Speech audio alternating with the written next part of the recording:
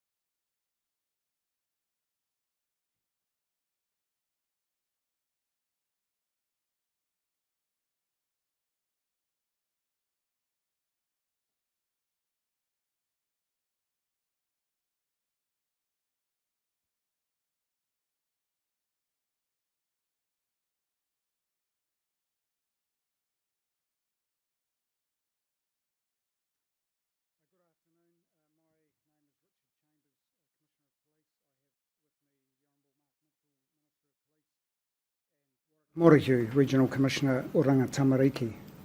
Thank you for coming along this afternoon. I'd like to give you a bit of an overview as to what the Minister and I have done today, and then I will pass to Warwick, and following that we will open it up for questions. The Minister and I arrived back from Australia in the early hours of this morning, where we both attended the funerals of the lost Victoria police officers. When I got the phone call at 1:47 a.m. Melbourne time yesterday morning, from that point on,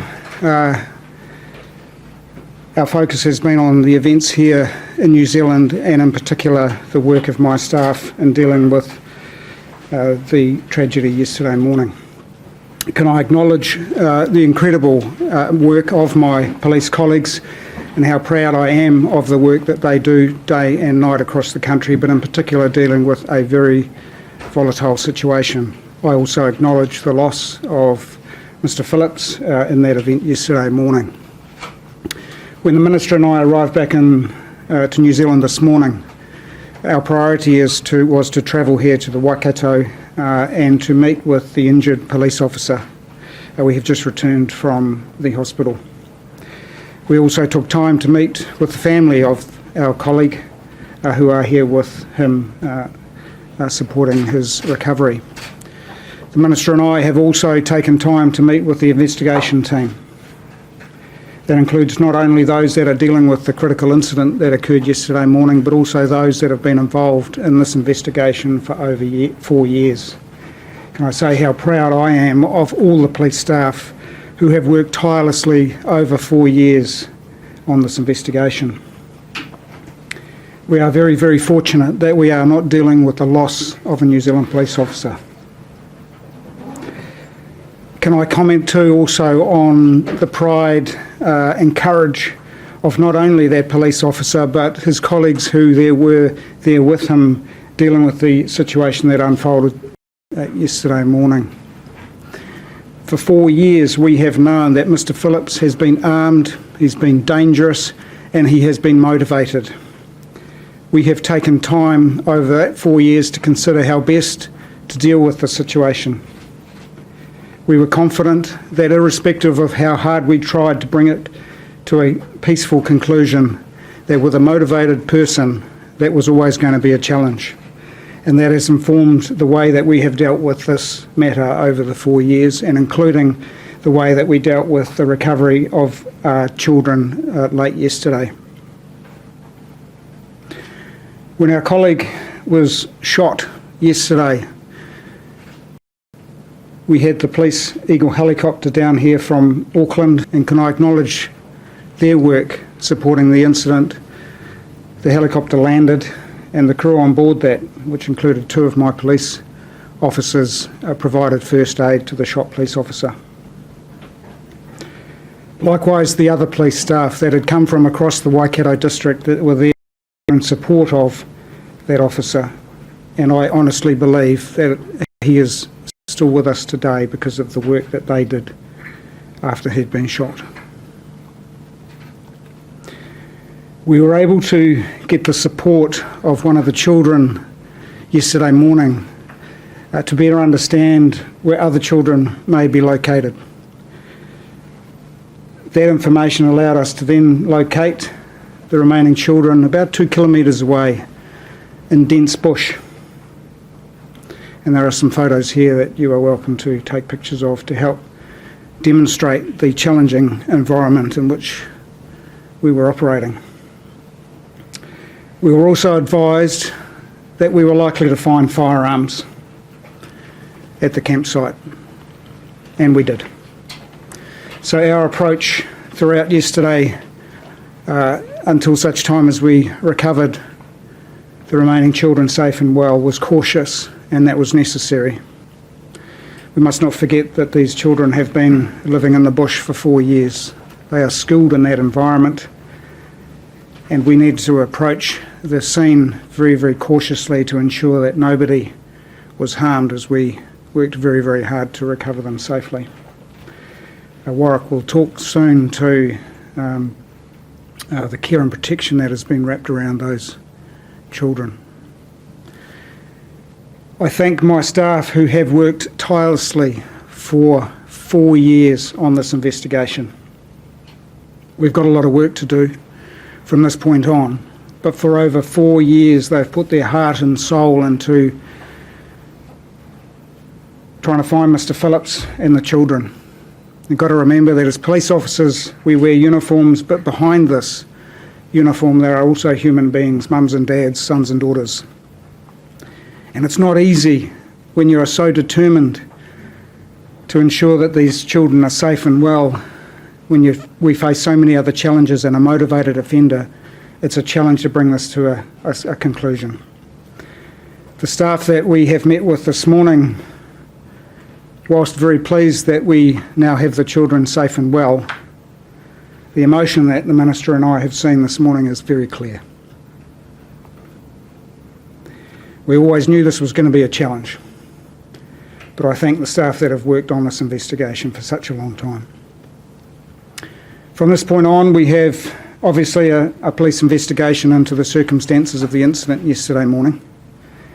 We have another investigation that will help put the puzzle together that tells us more about the last 4 years, and in particular anybody who may have been helping Mr. Phillips, and we will deal with them accordingly. We also have an IPCA investigation, which is entirely normal in this situation. That is all from me, and I'll open it up to questions shortly. But in closing, can I also acknowledge Acting Deputy Commissioner Jill Rogers. Whilst the Minister and I were in Australia representing our country and our organisation, New Zealand Police, at the funerals of 2 fallen Victoria officers, we were very conscious of the work that was happening back here in New Zealand. I acknowledge Acting Deputy Commissioner Rogers for her outstanding leadership yesterday in providing as much information as we were able to in the challenging events of yesterday. I now invite Minister Mark Mitchell to offer any further comment. Okay. Well, thanks very much everyone for being here with us. It's obviously been a very tough 24 hours for the entire country. There's been a high degree of public interest in this case.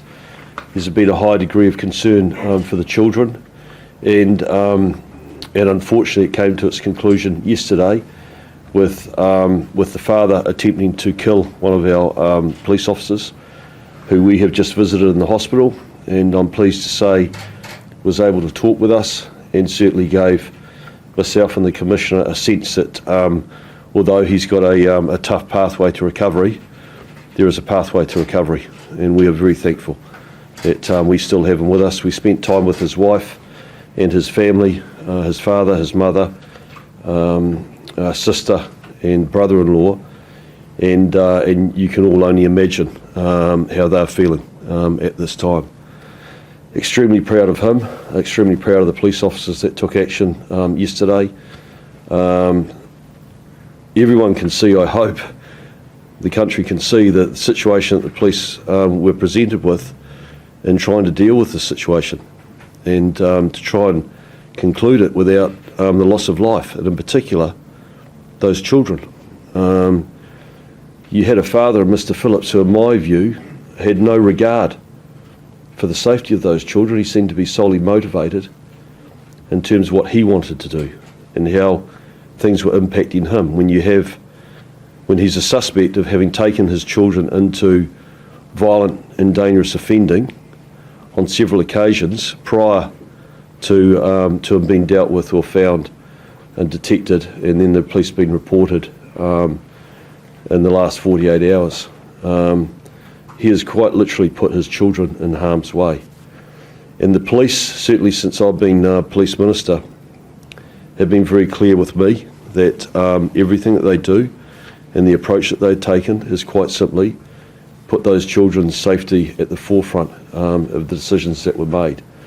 And their concerns were they were going to be presented with a situation where we had a tragedy and we lost those kids.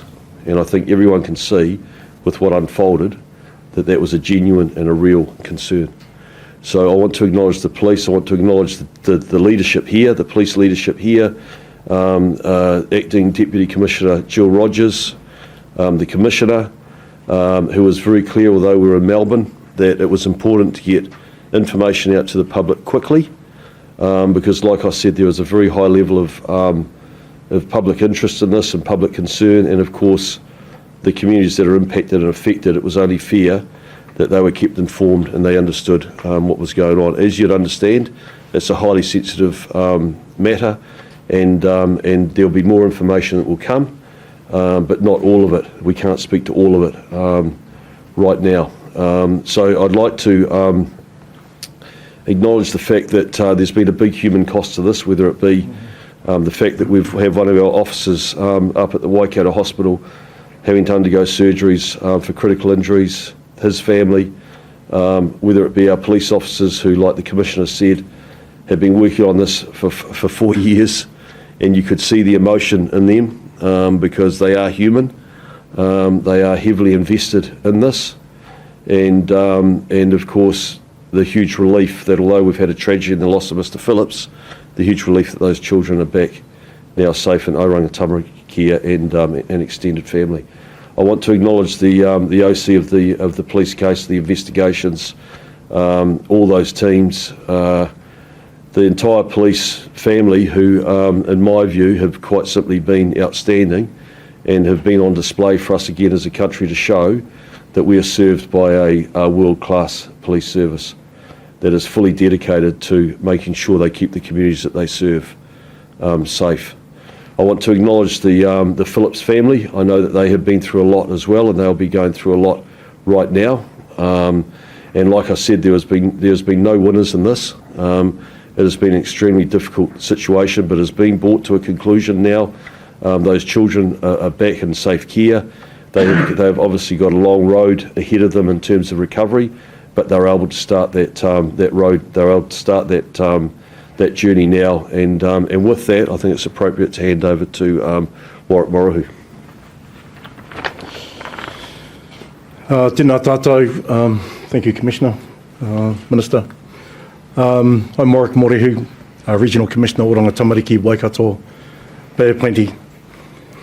Firstly, I would like also to offer our condolences to the Phillips whānau and their loss, and acknowledge the brave deeds of our police in those early hours. Essentially, especially thinking of the injured police officer at this time and his whānau, wishing him a speedy recovery to good health. Through his efforts, he has enabled the safe return of these tamariki. I want to say I am constrained in the amount of information I can share. The Family Court are actively managing this case, and we will comply with the directions they give us. I want to assure the community here in Waikato and also the wider public of New Zealand that my team in this region have been planning and preparing for the return of these tamariki from when they went missing. I can confirm that the children are settled and were settled last night. They are doing well under the circumstances, and engaging with the staff supporting them. Going forward, I have an experienced and dedicated team of staff assigned to this. They are prepped and ready to respond to whatever needs these tamariki might have. We are joined up with our partner agencies across the children's system to respond to those needs. We have clinical professionals who put their hands up to assist if required. I want to assure you all that these tamariki will be provided with whatever help or assistance they may need, for however long they may need it. Now, I understand that there is huge public interest in these tamariki and their well-being.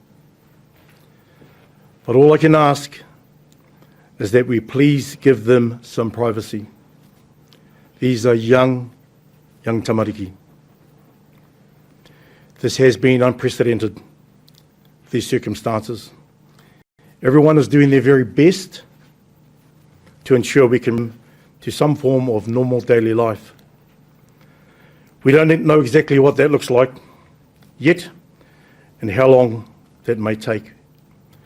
We will be guided by these tamariki and what they need. We would ask that you please keep that in mind as we move forward. Kia ora and thank you. Thank you. We will take some questions in a moment. If I can just add a little bit more detail. As the Minister has said, and I've said, we had the privilege of meeting with our injured officer this morning and his family. It'll be a long road to recovery. He's a very well-respected, capable and enthusiastic police officer. New Zealand Police will wrap around the support that he needs and his family needs to ensure that he returns to being the police officer that he wants to be.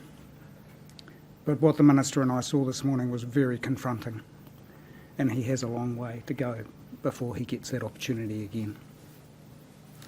Secondly, and finally, before we open up for questions, I want to acknowledge the hard work of many police officers from around New Zealand who have been involved in this investigation over the 4 years. I've had the opportunity this year, since being Commissioner, to meet with the investigation team a number of times. I've also had the opportunity to go and visit them deep in the bush, late at night, when they're doing their work. This has been going on continuously for 4 years. And I'm very, very proud of the work that they have done. It's taken us a while, but yesterday's events demonstrate why it needed to take a while, and that our risk assessment way back in the beginning in terms of the potential threat and danger, not only to young children but also to my police staff, the decisions that we've made along the way were the right ones. Thank you. Questions? Was the police officer able to talk to you, and is there anything you can share that he said? He was able to speak to us a little bit. His eyes are not open. You'll appreciate that yesterday he spent a good deal of the day in surgery. As I said, it's very confronting, but he knows we're there. He was able to share a couple of laughs, and that's good, but it's pretty hard. Were you able to tell us about his level of experience and where his base station was, how long he's been working in the area? Yeah. Is there any other detail? He is a rural police officer here in the Waikato district. He has been in New Zealand Police for approximately 3 years. What I have learned about him today says to me he's a very highly respected police officer in the community, very enthusiastic, very driven, the sort of police officer that all of New Zealand wants. And I know we've talked about it being quite common that rural officers do work alone like this, but how did it end up that these spikes were made and he was the only one that was first there on the scene? Was there not some anticipation that there would be a potential threat? Yes, no, look, when we got the call from the public, and I do want to acknowledge the public's support to police and the work that we do, but particularly yesterday morning when we received information that suggested we may be dealing with Mr. Phillips, support came in from across Waikato district. And as I've said, including the police helicopter from Auckland, because of the potential threat that was involved. So when spikes were laid and the police officer was there, his colleagues were right there too. So whilst he may have been in his own vehicle as a single crew, his colleagues were right alongside him. So how many seconds would it have been then? Exactly seconds, I can't comment, but... Was it seconds then? Absolutely, absolutely it was seconds, because the threat that Mr Phillips presented, multiple shots, you've seen the photos of bullet holes in the police vehicle. I've seen the photos of that scene. It is traumatic. He was a very motivated offender. He had a very high-powered rifle. As you've heard the Minister say, and there is absolutely no doubt his intent was to kill the police officer. My other colleagues who were right there on the spot were able to deal with that. We're trained to deal with these situations. My police staff did everything that I would expect them to do, and they did it incredibly well. And I'm very proud of the work that they've done. How close of a range was he shot at? It was close range. It was close range. I won't go into details, but the distance between where Mr Phillips stood and my police officer who has been injured was close range. And with a high-powered rifle, you can appreciate the damage that can do. But the other officers that attended, were they from the specialist squads, and what sort of equipment did they use in encountering this? I'm not going to disclose what unit they were part of, but they had the necessary equipment available to them. They deployed that in the way I would expect them to.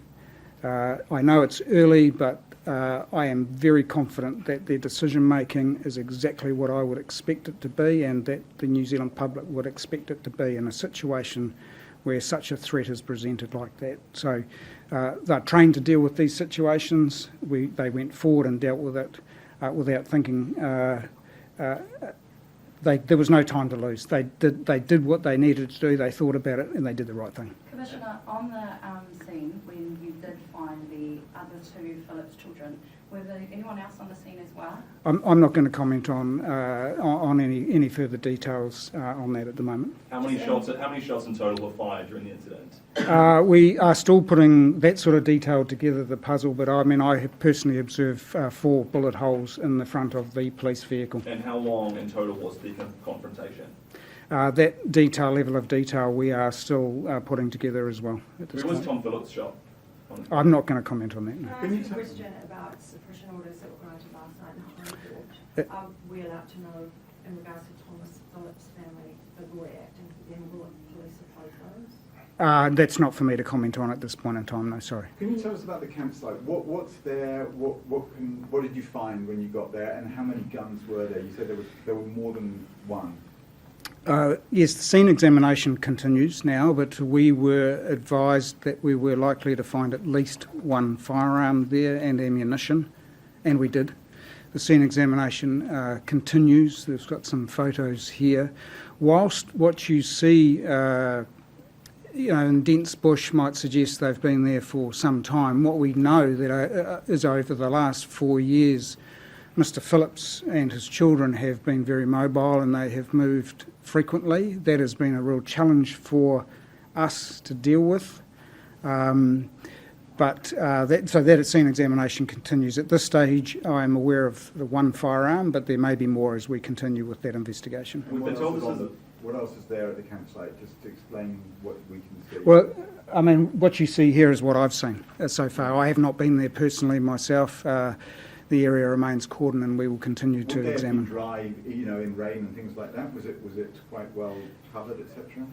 Well, that sort of detail I'm not aware of, but I would suggest that having lived in the bush for 4 years, you would be doing what you can, particularly during the wet and winter months, to have cover. We've been told this is a remote campsite, so what would it take to get here on land? How difficult would that be? Well, as I've said, the campsite was about 2 kilometres from where the incident unfolded yesterday morning, but into deep bush. Not an easily found location for anybody, frankly, and that is one of the challenges that we have dealt with over a vast area over the last 4 years. You said police will hold anyone who was helping Phillips evade police accountable, but how are you going to do that? What type of laws do you have in place that you can even... Well, there's a lot. I mean, the investigation will continue for a number of months. We are interested in how Mr. Phillips was able to access multiple firearms, how he came to be in possession of quad bikes. We are aware of, obviously, the burglary that occurred yesterday morning, and we've shared publicly other burglaries that we believe he's been involved in. We're not sure at this point who else may be involved in some of these. So there's a lot of work to do over the next few months that will help us determine whether or not, in fact, there is anybody else that's been involved. Someone I spoke to today even went as far as to say that he believed Phillips was still working for people, not in a obviously formal contract sense, but doing fencing work. Has there been any evidence of that? Not that I'm aware of, no. Do you think he received less work as the search went on? He received less help as the search went on. That's why he committed the burglaries and so on? Well, I don't want to assume anything at this stage, to be honest. I mean, look, we're talking about a 4-year period. I know that the staff that have been involved in this have put their heart and soul into it. We've asked questions of ourselves frequently. What more can we do? We've engaged with international law enforcement. We've engaged with other providers of capability that may be able to assist us. We have done everything possible to ensure that this situation was brought to a conclusion as early as possible, but we faced a lot of challenges. Are the Tell us children anything else together about now? the team that found the children. Who were they? Were they officers? What did they? Yes, yeah. Look, I have remarkable staff who are very highly trained in dealing with all sorts of situations, in particular dealing with the need to negotiate, potentially if weapons are involved, and that's exactly what occurred yesterday afternoon. So we had to be very cautious. The staff that we deployed to deal with that and recover safely young children are trained in what they do, and I have spoken with them this morning. Obviously, they're very, very pleased that there was no harm caused to those young people, and I put that down to their very, very good skill base. Has the mother seen the children? Sorry, say again? Has the mother seen the children? I can't comment on that at Are this the time. children together? You said that Oranga Tamariki has had a plan in place and you expected this to happen. Is that a plan that you've put together without the mother? Look, 4 years we've been able to plan this. I can't go into specific detail as to who was involved in the plan because it's certainly prior to my time in the role, but there is a plan and we'll carry that out. We spent the morning with the mum and she's had no contact with her children. Yep. I think every mother in New Zealand will be asking, when is this mother going to see her kids? So look, understand that we are bound by some conditions of the family court. So we were taking directions from them around that. We will work through this though, and it will take time. This is Yes. an extraordinary situation. Surely you can arrange some kind of contact or supervision for a mother who hasn't seen her kids for nearly 4 years. Yep. Look, we won't get into comments about this. I won't get into, but we will. If they don't have any Kia ora. anything in family court, can they see their siblings? I'm not prepared to go there at the moment. I'll offer no comment Can on I that. ask a question Yes. from yourself as well? With a potential documentary in the pipeline, which, Mark, you mentioned that you're aware of that Julie Christie's behind the documentary, a well-known producer in this country. What will the privacy restrictions be for the children around that? Because from what I'm aware of, this will be in quite quickly and we don't know behind the scenes how quickly or what kind of deals are being brokered. Look, I can't comment on any of that at this stage. But how I don't want to speculate. from documentaries that people offshore or within our own country are potentially going to be. Yeah. Warwick, ko tira ingoa, Oranga Tamariki, ko te whānau katoa. And we will look after the children. And we will look after the children. Koira te Is ngako. it about the whole whānau, Oranga Tamariki? That's what it means. Yep. You talk about centering the child at the in the middle of the whānau. Is that the whole whānau? We have some tamariki to look after, and we will do that. And in the wider plan, we will carry that out in time. I've got one last question in relation to the mother. Just why were media tipped off before the mother was? Because I can't answer that. No that's comment. still an answer that should Yep. be given because the mother should have been called at 3 o'clock When in the did morning. you 4 reach o'clock out in to the morning. her? When did Oranga Tamariki? Oh, I can't comment on that, mihi ngarangi. E kore koe mō te taha tinana e whanaki e nei o ngā tamariki. E pepe ana tā rātou taha wairua hei whakarite mako. He pai. He pai, ngā tamariki i te rāpō, e ai ki oku kaimahi, e kua tau ngā tamariki. Kua tau.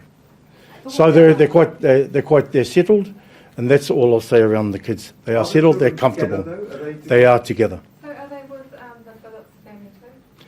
They are together. We have the kids in care, With the Phillips in our family care. as well? You mentioned Why are you extended family prioritising one family earlier. over the other? What side of the extended family is that family on? You mentioned Sorry, extended family. the question again? You mentioned extended family are involved with the kids currently or involved with... I didn't mention extended family. Sorry, I think. Yeah, no, that's true. Yeah. Sorry. Yeah, look, can I just say that the priority right at the moment, these children, I take the point, have been away from their family, from their mum, for 4 years, and right now, the priority of Oranga Tamariki, and of course they're also under the direction of the court, is quite simply to make sure that those children now are looked after, and that there's a careful plan with everyone becoming involved at the right time, in terms of making sure that they're put on a really strong and healthy pathway to recovery, because they have seen and been exposed to things that children in our country should not be, and it's very complicated and it's very complex, and it has been for quite some time. There's things here that that Warwick has already stated that we cannot legally talk about, but I just want to give everyone a sense that everyone is focused and caring for those children, and that has been the approach that has been taken from day one when they first disappeared into the bush with their father. What kind of resources being directed to find potentially other campsites or other places that they were frequenting? As I've said, there's a long way to go in this investigation. We have a significant number of interviews to do. Obviously, some of those involve young people. So that may take time, and we know that the family has been operating in a vast region of challenges terrain. It may take some time to identify other locations, but Is there a timeline for the investigation? no, there's never a timeline for the investigation. No, we'll do a thorough job. We'll do our absolute best. We always have, and that'll continue. Before yesterday morning, did you have any inkling at all that this particular campsite existed? No, over the last 4 years, we have covered this terrain, this region, a lot. It's highly likely that we've been very, very close, in fact, if not right there, and as part of that investigation over time. But as I've mentioned, the family's moved frequently. That's been one of the challenges that we've encountered. So, having been there myself and been out into Marakopa and the region around that some years ago to see for myself when this first began 4 years ago, it certainly made me appreciate the challenges that my colleagues have faced ever since. Do we know how long exactly they were here at this campsite? No, not at this stage, sorry, no. Did you have any other indication that there might have been other vehicles that were used in Phillips's journey yesterday? Because it's quite a long distance for a quad bike to travel from the campsite to Pure. So was there any indication that he might have had assistance or utilised other vehicles to get from A to B? Not aware of that at this point, but we do know that he's been using quad bikes, obviously, as we've discovered more than once. So our investigation will help determine what other modes of transport he may have used or others may have helped with. That'll be part of our investigation. We also talked a lot about ammo that was found on the site. I just wondered if you have any more detail around things like food, clothing, tent sites, any kind of other detail that might just describe what this campsite looked like. Not at this stage, no. All we can share with you at this point is what you see. But I know that over the coming days that we will get a better understanding of, what's in this particular site and what we may expect to find in other locations as well. Discussions with local iwi as well, Commissioner, just in terms of that seems like an awful lot in terms of them residing there. Are you just in discussions with them in terms of how they're going to clear away and, of course, recover from this particular situation that happened in that area? Sorry, who recover? In Local legal. terms of working Like- alongside legal partners and that they also take care of that. Look, that'll be a consideration of my team. Obviously, me personally, no, I haven't made those connections at this point. We're focused so early on in this investigation on other things, but I have no doubt that that'll be formed part of the way forward in terms of what we need to do with iwi. Some people are still saying that Tom Phillips is a hero, even today. Can you tell the public why he is not a hero? I can tell you he is no hero. No one who does this to children, no one who unleashes high-powered rifles on my staff is a hero. Simple as that. There's been an outpouring of community support for the officer involved. Does the family have any statement that they want to make available to the public? Sorry, The family of the officer that was injured. Look, you can imagine at this point in time the family are going through some very mixed emotions. Very happy, of course, that their son, husband, brother-in-law is still here with us. We saw those, the Minister and I saw those emotions today. They're relieved, but they're also angry because our colleague was just going about his job and doing it in the wonderful way that he always does. And to encounter an individual who was motivated to take his life is not acceptable. So there's anger there too. And we'll wrap support around the family as well. I think they are seeking privacy at the moment as well. So you'll be relying on information from the children for much of this investigation going forward. How do you go about speaking to them? And is there a buffer for when you do that, or are you doing that right now, or do you wait till they're settled? For the family of Speaking to the children. Oh, look, we have staff who are very, very experienced in interviewing young people, so we will give them the time that they need to settle. As you've heard Warwick say, the number one priority for those children is their well-being, their safety. We will give them the privilege of that time, but there will come a time where we need to talk to them, and I have specialist staff very, very good at what they do in interviewing young children. That's part of the process. That will be part of helping put this big puzzle together, but it'll take some time for sure. And can you just confirm, just for those that are watching, exactly how many children were found? I've already said, I've answered that question. Just for those that are watching. I have already said that we are very, very grateful that the children that we have recovered are safe and well, and that's always been our priority from 4 years ago. The IPCA report is one separate thing. Is there going to be like an informal or semi-formal police investigation into how the whole thing went about, or what went wrong, what went right? Is there going to be some sort of measure that you're going to be reporting? Yeah, look, it's standard practice in events of significance in policing that we debrief. We will do that with this experience as well. We're always looking for ways to be better at what we do. You know, I mean, from what I've observed over 4 years, and particularly since I've been the Commissioner of Police, I'm incredibly proud of the hard work that goes into all policing in the country, but this event is no exception. But we'll always ask the question of ourselves, what more, what else could we do? That's normal practice, and that is why New Zealand Police is among the best police jurisdictions in the world. And will we see your report, or likely?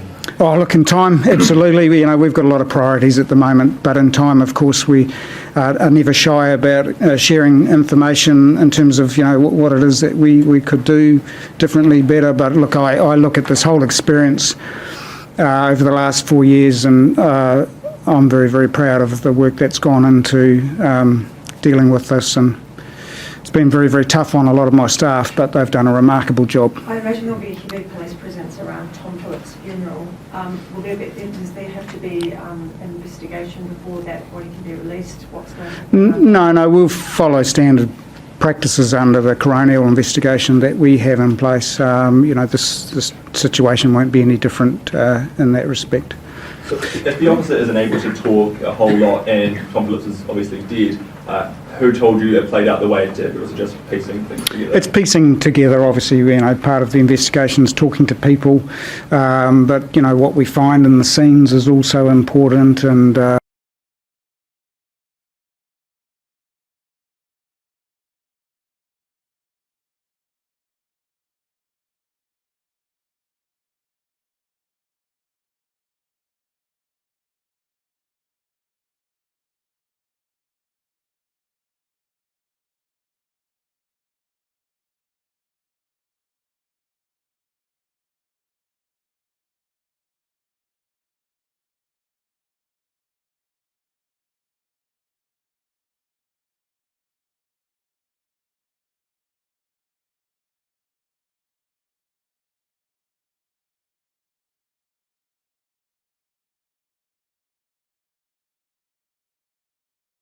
Who told you it played out the way it did, or was it just piecing things together? It's piecing together, obviously, part of the investigation is talking to people, but, what we find in the scenes is also important, and